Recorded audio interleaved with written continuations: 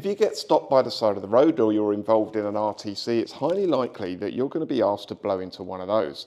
Now, if you've been drinking, that's potentially where your problems are going to start, because if you think about it, how much do you really need your car? Now on that point, guys, we're actually in front of a cell, as you can see, which we're going to show you around in the next video. But it's definitely worth mentioning there's quite a lot that can go down off the back of being caught under the influence when it comes to drink driving.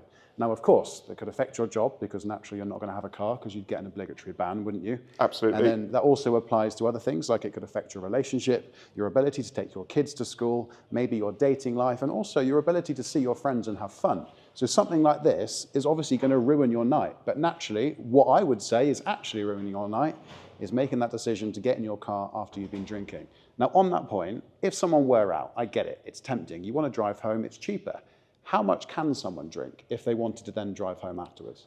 Two answers to that question. You've got the prescribed limit, and then you've got Section 4. Now, Section 4 deals with any kind of impairment at all. So if we see any kind of impairment in your driving or anything about your driving that makes us think, you know what, there's something not right here, then we don't need to look at the limit. We bring you straight back to custody and we'll have a look how much drugs or alcohol are in your system. Now, I can preempt these comments, guys, because we've done this before, and I know that some of you are going to jump in the comments and say 5 and drive. You can have 1, I can have 2, so on and so forth. Now, we all know that on average, people tend to say that you can have 1 drink and then drive home, but that doesn't actually apply to everyone. As you've just said, if you were to be driving dangerously, just because there's alcohol in your system, you could still get penalised, irrespective to you being over the limit. Is that true?